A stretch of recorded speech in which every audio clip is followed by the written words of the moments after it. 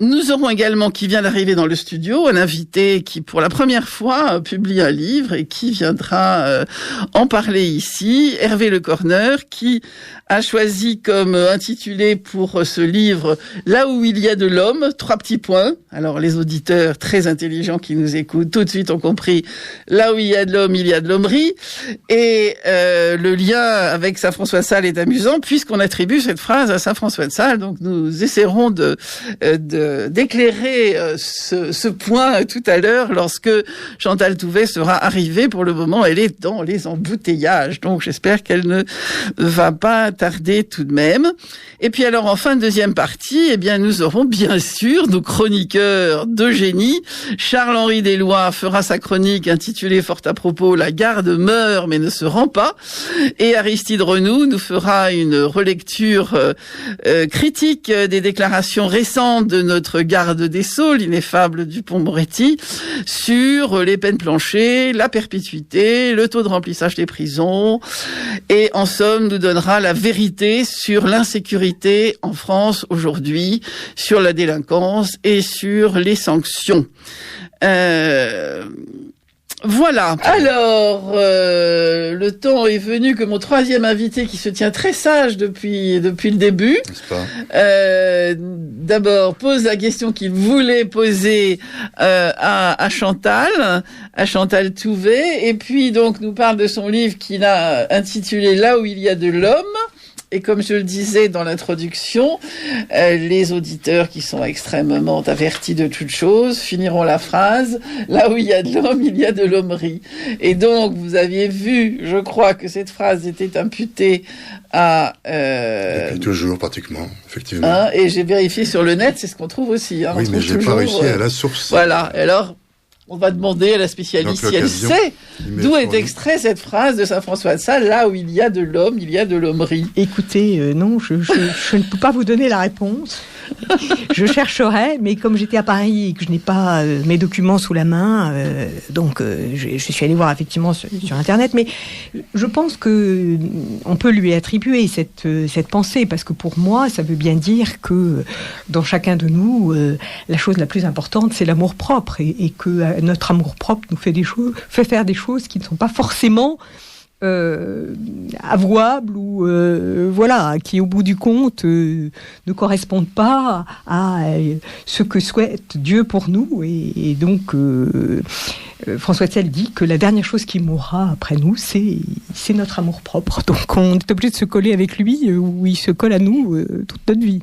Oui, alors c'est joli ça, parce que oui, ça signifierait qu'effectivement, l'homme, même quand il essaye de se dépasser, même quand il croit, même quand il prie, même quand il, etc., reste toujours quelqu'un qui est dominé par son amour propre. Mais il reste toujours quelque chose de lui-même.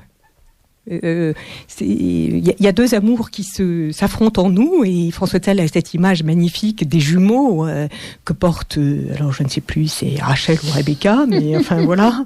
Et donc il lui dit l'un combat contre l'autre. Le premier, c'est l'amour propre, le second, c'est l'amour de Dieu. Donc l'amour de Dieu, il essaie toujours de devenir le premier, mais il y a l'amour propre qui est là et qui... Bon, alors, c'est peut-être pas tout à fait ce que vous vouliez dire, Hervé Le Corneur. Alors, vous m'éclairez, Madame Chantal Touvet, parce que peut-être plus que vous ne le pensez, sans le savoir, parce qu'en fait, j'avais 2 questions à vous poser. C'était déjà pure curiosité. D'où était extraite cette citation? Je vais chercher pour vous, et je vous donnerai la réponse. Depuis toujours, je serais tenté de dire. Et deuxièmement, mais ça c'est beaucoup plus récent, c'est un doute affreux qui m'est venu, c'est sur le sens de la part de l'auteur du mot hommerie. Parce que pour moi, et vous pourriez presque me faire regretter d'avoir choisi ce titre d'une certaine manière, parce que pour moi dans l'hommerie il y a tout. Il y a la médiocrité, la bassesse, etc. Mais il y a aussi le sublime. Mais bien sûr, mais Et j'ai eu l'impression que, bien que ce que j'ai découvert de François de Sales, il soit décrit comme quelqu'un de relativement optimiste, malgré tout, dans l'ensemble. Vous avez dit optimiste, c'est ça? Oui. Ah, bien sûr, oui. J'ai l'impression que j'ai cru deviner, entrevoir que pour lui, l'hommerie, c'était bas, ça qualifiait quelque chose d'humainement bas, quoi, de bas. Tout simplement. Sans moi, ce que j'y mettais, il y a tout en l'homme. Il y a peut-être beaucoup de bassesse, mais aussi du sublime. Voilà, tout simplement. Oui, mais François de Sales ne peut pas faire la séparation. C'est ça, l'homme. l'homme est fait. Ah bon, donc je vais garder mon titre alors. Ça tombe bien, le livre est imprimé. Je pense que, enfin, j'ai pas lu ce que vous aviez et ce que vous avez écrit, mais voilà comment moi j'interprète cette parole de François de Sales. Vous voyez, c'est que ce que veut dire François dans son optimisme, c'est que l'homme, quoi qu'il fasse, est toujours aimé de Dieu. Et nous avons trop tendance, enfin, et c'est ce qu'il dit par exemple à Jeanne de Chantal, nous nous jugeons sur les actes mauvais que nous posons et nous aimerions tellement ne faire que des actes bons. Et en fait, François vient nous dire, mais non, aimez-vous comme vous êtes. Oui, malgré parce que le Seigneur vous aime comme vous êtes. C'est parce que si on veut rejeter une partie de nous-mêmes, nous ne nous aimerons pas. Et Dieu nous aime comme nous sommes. Donc, le bien et le mal cohabitent. Nous ne pouvons pas les séparer. Bon, je sens que vous allez convertir notre ami Hervé Le Corneur, qui laisse manifester quelque part dans le livre plusieurs fois que pour lui Dieu c'est pas vraiment son truc. On ne sait jamais. La parole bienfaisante. Vous avez quand même choisi François de Sales, donc. Oui, voilà, il y a un petit. Alors vous avez. Mais l'homme est mon truc, puisque vous parlez de truc. L'homme est mon truc. Vous avez mis saint patron des écrivains, c'est vrai ça? Oui, bien sûr. Patron des écrivains, des éditeurs, des journalistes. Je ne savais pas. Et puis aussi des sourds-muets, parce que il a eu comme valet un homme qui était sourd-muet et qui l'a aidé. Alors, votre livre donc s'intitule Là où il y a de l'homme, 3 petits points, Hervé Le Corneur. Votre livre est sorti aux éditions Unicité récemment. Oui, il y a un an maintenant quand même, juste au moment du Covid, de la Covid. D'accord, ça vous a donné du temps pour écrire, si je comprends bien. Et donc, Là où il y a de l'homme, 3 petits points, et en dessous, notes, aphorismes, réflexions diverses et autres petits sécrétions intellectuelles à prétention littéraire, humoristique ou philosophique. Donc, c'est en effet un livre d'aphorismes, de pensée. Et avant de vous citer les passages que j'ai appréciés, je vais quand même vous faire une grosse critique. Pourquoi n'avoir pas regroupé en chapitres selon le thème ou selon la période, vous pensez? Ça serait plus facile d'y naviguer. Oui, parce que j'ai envie que ce soit forcément facile. Je suis un peu attaché à la notion d'éclatement, de fatras, Oui, de mélange des genres, si je puis dire. Oui. Même si c'est pas très vendeur, et vous voyez, j'ai déjà la critique qui vient. Donc, oui, parce que ça m'a frappé. J'en suis bien conscient, mais allez, tant pis pour moi. Du coup, c'est difficile parce qu'on passe d'une notion à l'autre. Et donc, ce serait certainement plus facile, disons, que si vous le présentiez comme ça. Bon, c'est la seule critique que j'ai à faire, mais je la fais. Sans blague la seule? Pour le moment, oui. Je vais me plaire. Je sens que je vais me plaire ici. Et donc voilà. Donc, petite sécrétion intellectuelle. Alors, vous commencez justement par le cerveau humain est composé à 80% d'eau. Eau plate pour la plupart, eau pétillante chez quelques spécimens trop rares. Tout de suite, cette notion pour moi d'hommerie, la base, la médiocrité, dans le bon sens du terme, ce qui est moyen, quoi. Et malgré tout, dans tout ça, j'ai trouvé le mot de sublime, enfin, vous voyez ce que je veux dire, quoi. J'ai demandé l'heure à mon député, il m'a répondu qu'il allait faire tout ce qui est en son pouvoir. Donc vous êtes en fait dans la dérision, donc c'est amusant. Je pense que pour les auditeurs qui veulent une petite récréation, ma foi, ça les amusera beaucoup.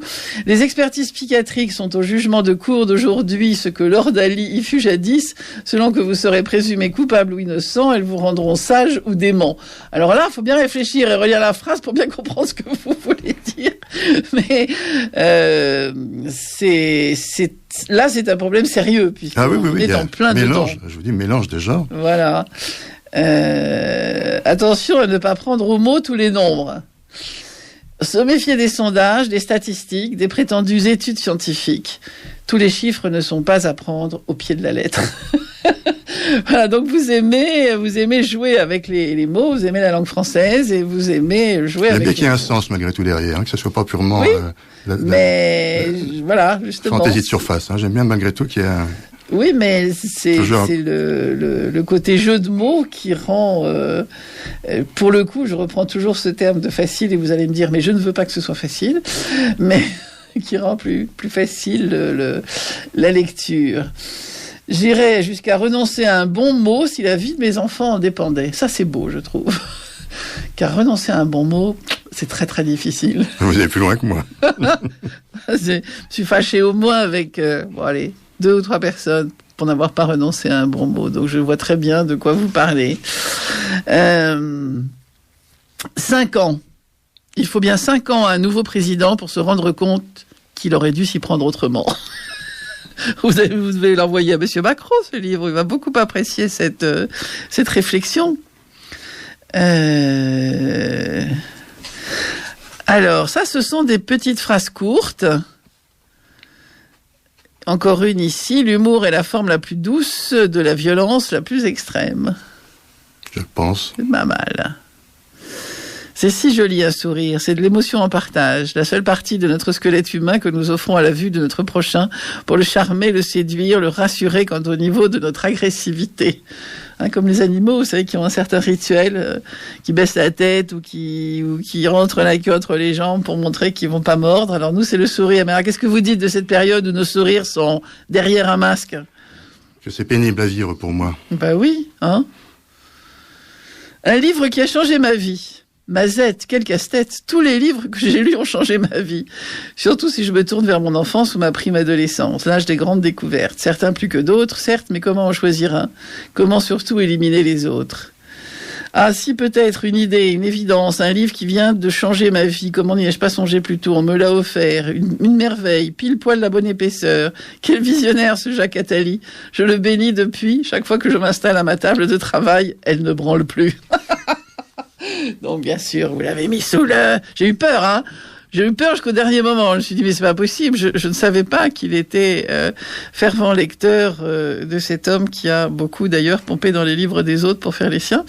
Eh bien, en fait, voilà, la dernière phrase m'a rassurée.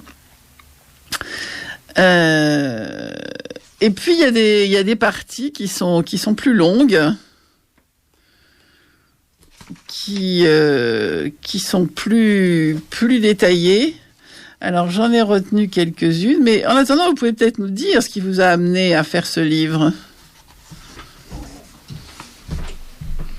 Faudra pas que j'oublie aussi de lire les messages d'auditeurs. Eh ben, j'en sais rien précisément. Ah, vous savez pas ? Non, j'ai toujours eu cette récréation de noter des petites choses comme ça au cours des jours qui passent, du temps qui passe.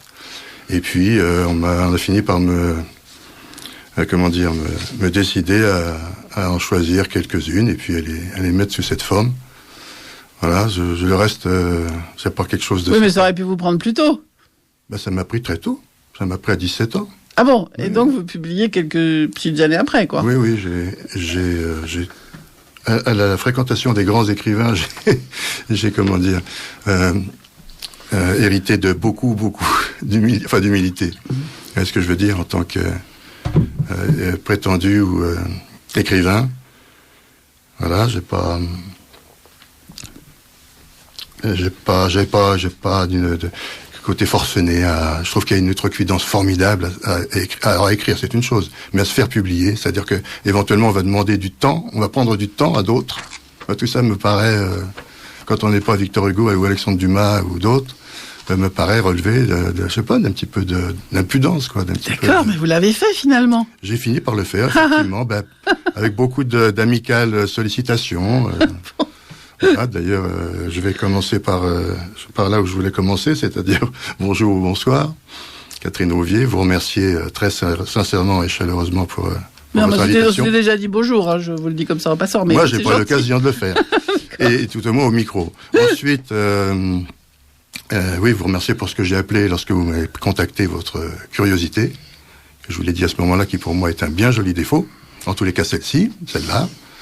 Voilà. Ensuite, je voulais remercier un peu pour les mêmes raisons François Moquer, qui est mon éditeur aux éditions Unicité, un peu donc pour les mêmes raisons. Remercier aussi, je joue un peu dans mes Césars, ma remise des Césars, vous savez.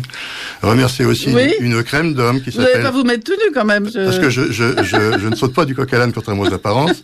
Remercier aussi Pierre Chalmin, qui est connu de la maison et que la maison connaît, je crois, anciennement.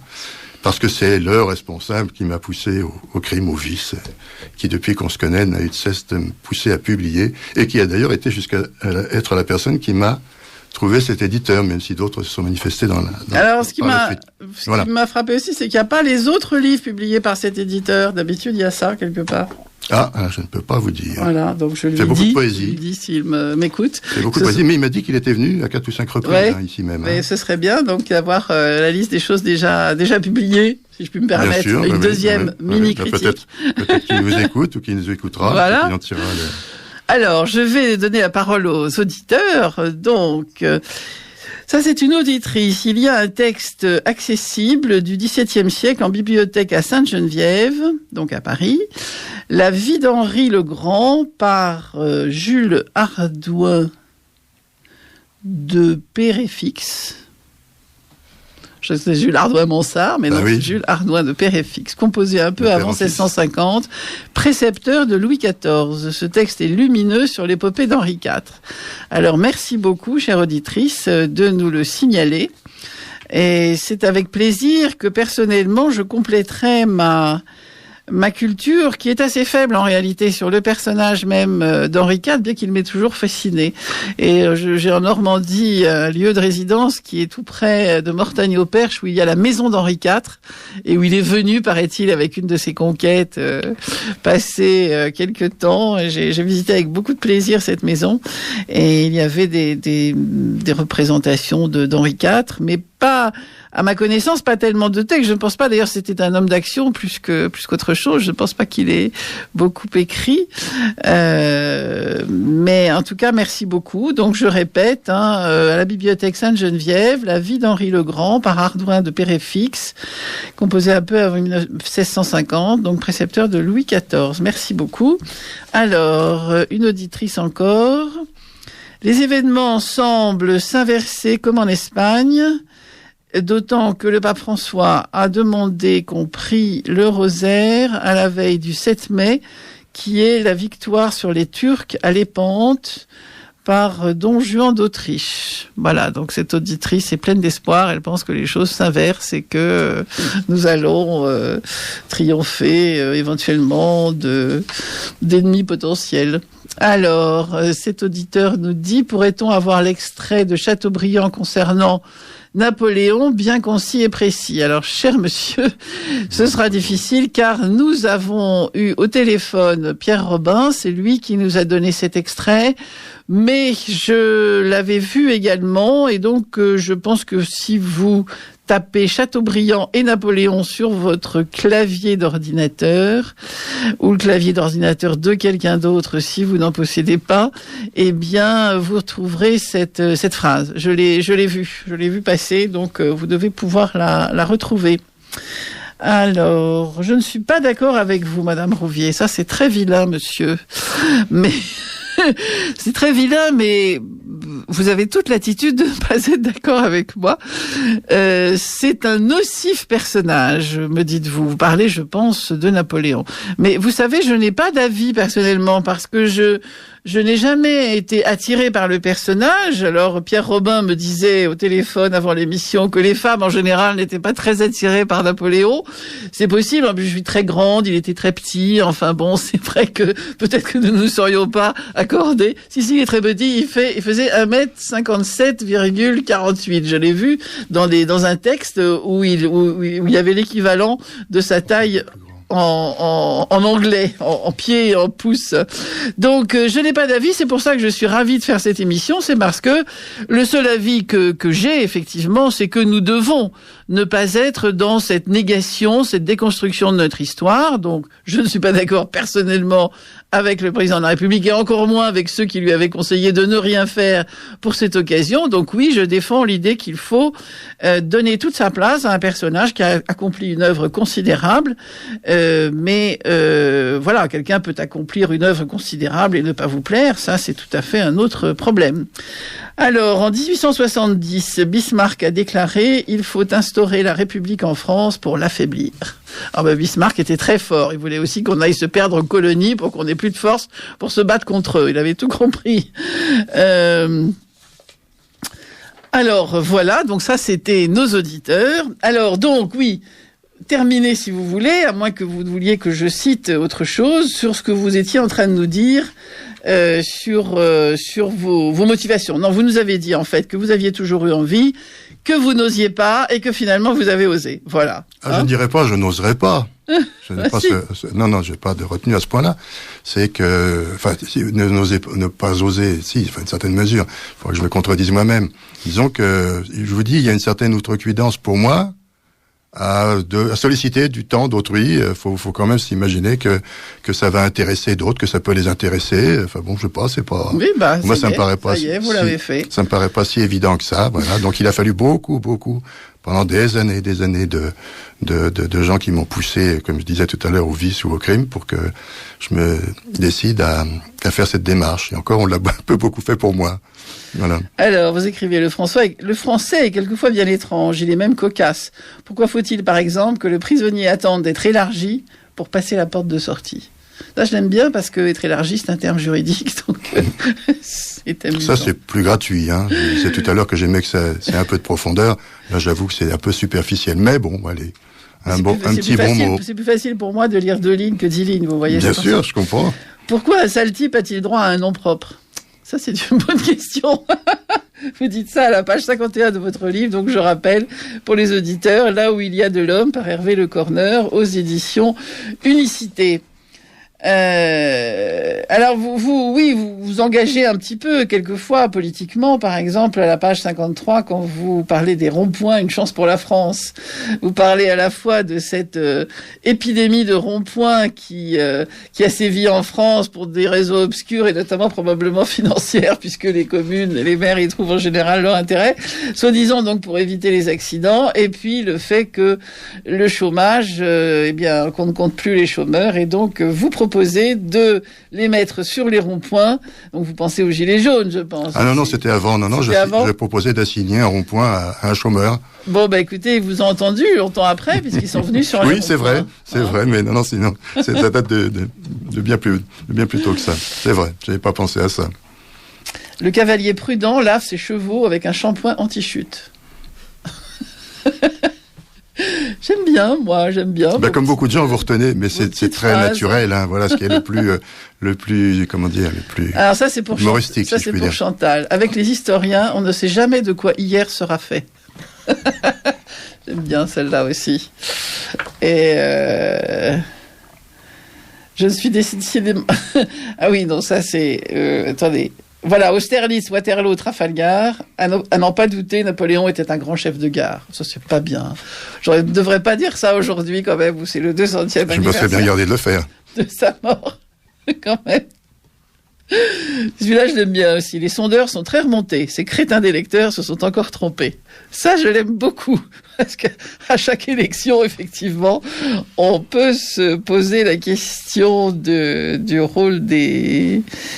celui-là, il me fait penser à Sacha Guitry. Qu'ils puissent se reproduire l'un avec l'autre prouve de manière indiscutable, aussi surprenant que cela paraisse, que l'homme et la femme sont bel et bien de la même espèce.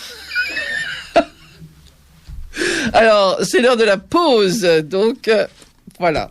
Nous nous retrouvons dans quelques instants, 2 minutes exactement, pour la seconde partie de ce libre journal de la Résistance française, qui sera rediffusé vendredi prochain sur Radio Courtoisie, dans la nuit de 2h à 5h et ensuite dans la matinée de 7h30 à 10h30. Restez donc bien à l'écoute.